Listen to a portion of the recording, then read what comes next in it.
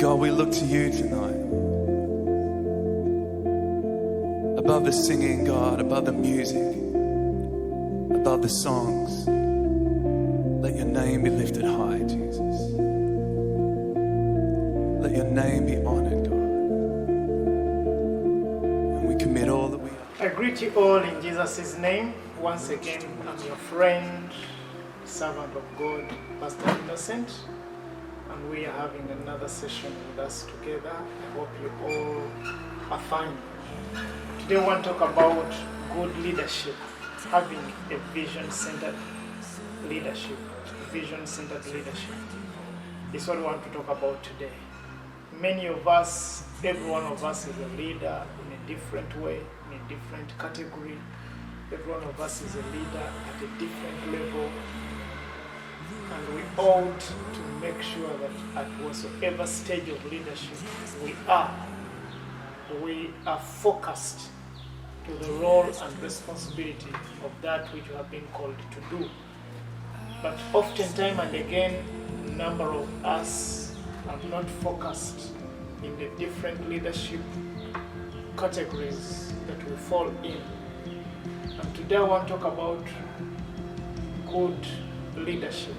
And that is the leadership which is vision-centered.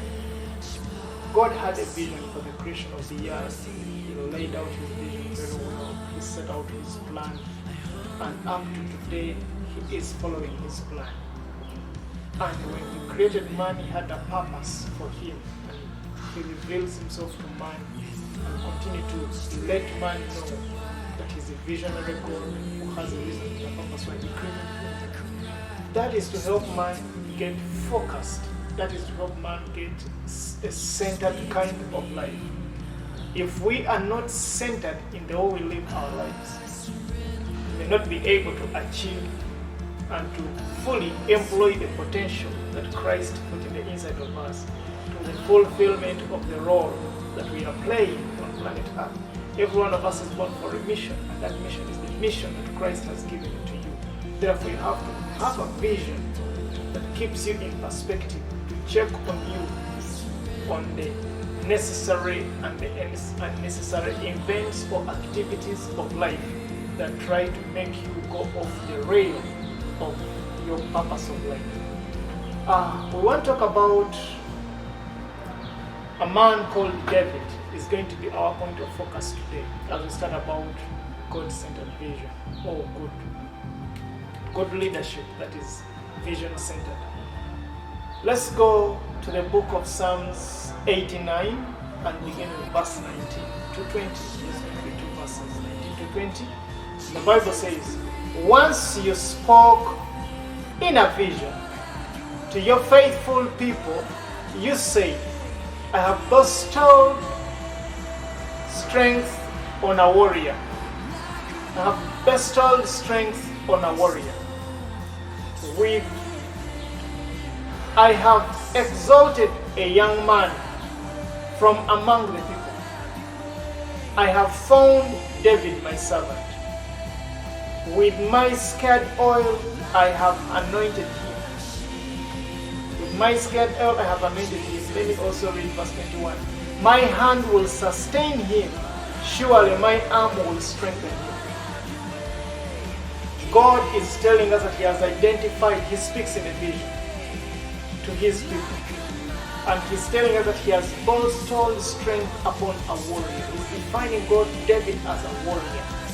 David as a leader was focused in his work.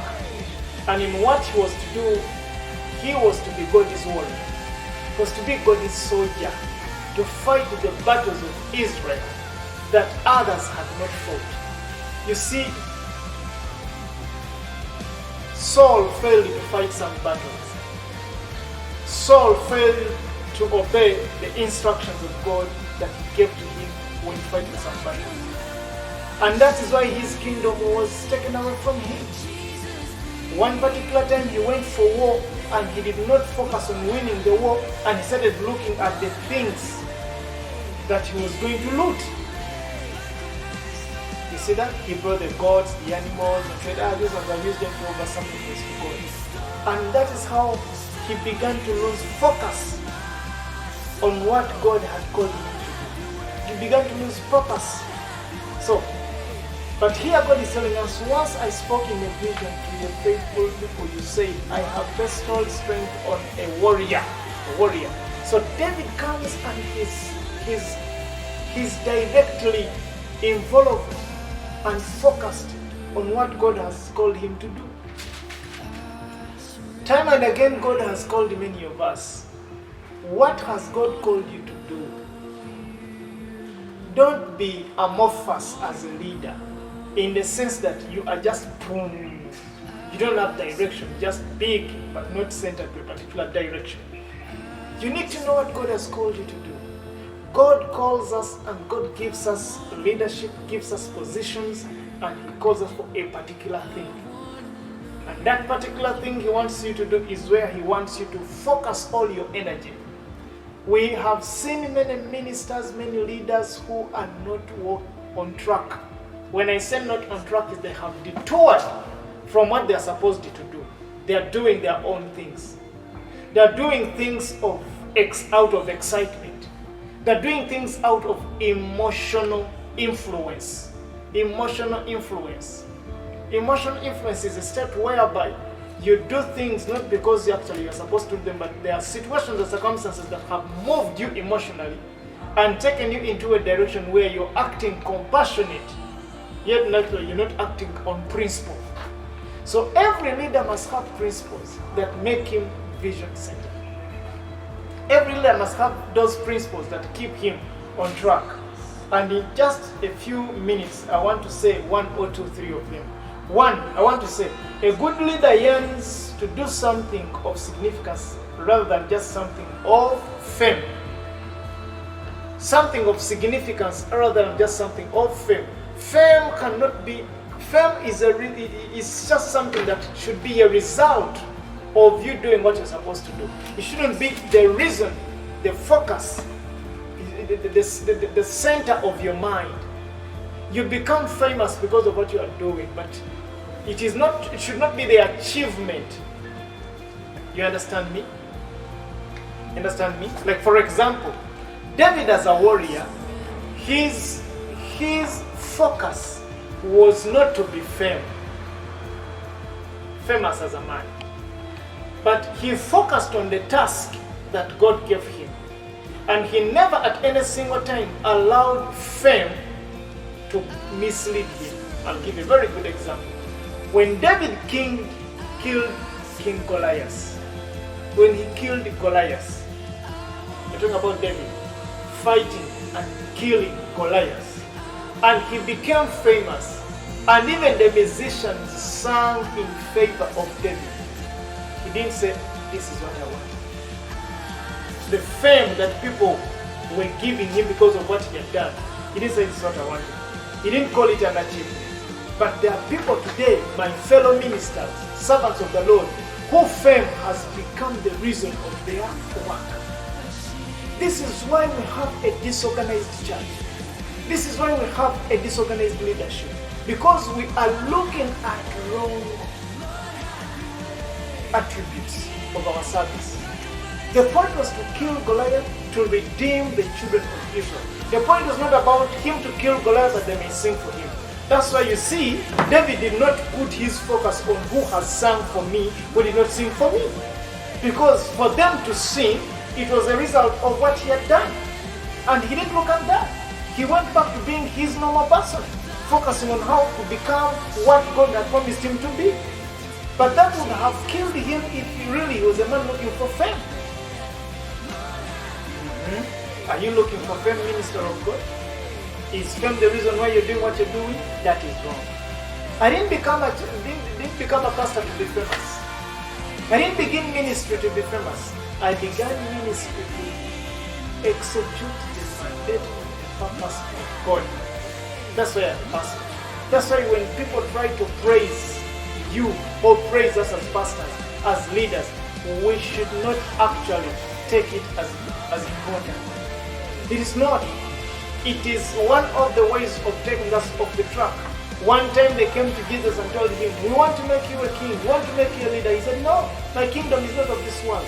So when we do not have a vision that keeps us in perspective, a lot of things that come our way as a result of who we are and what we have become, because people praise us and pride begins to come out of our heart, can easily mislead us and cause us to go the wrong direction.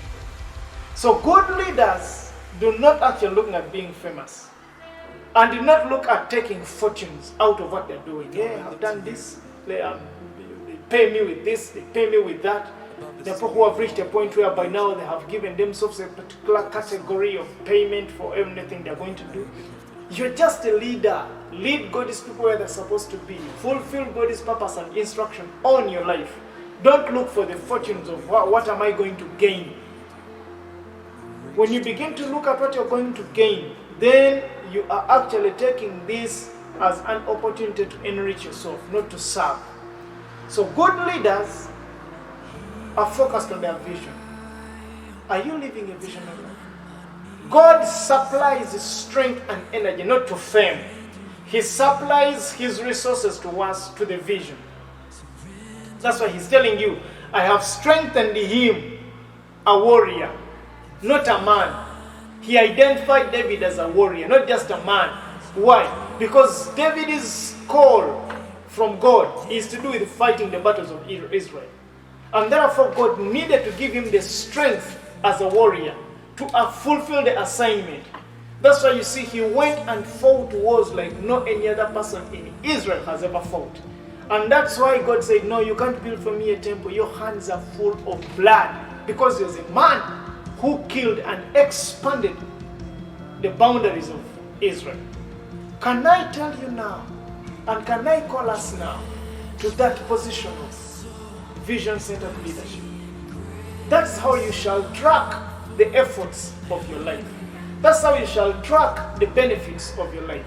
If you don't have a vision, you have no reason to wake up in the morning. You will not have reason to collectively project your mind in a particular direction. That's why I'm telling us that we need to be visionary leaders. It is the only way. First of all, if we have visionary leaders, we eliminate competition amidst us. Why? Because every one of us will work to fulfill the vision that God gave him, because that's where your reward is. That becomes your mandate. Now that because we are not visionary, we are not focused, we try to do what everybody else is doing. And that's why we end up fighting each other. But if we are focused, we will not fight each other, because every one of us will stay in their lane. At the end of the day, we shall work together, because we shall reach a point where we know that my vision to be accomplished, I need so and so, I need so and so, I need this. And that's how life will move on. So I beseech us today, be good leaders. Let's be vision-centered leaders. Let's say something else on this.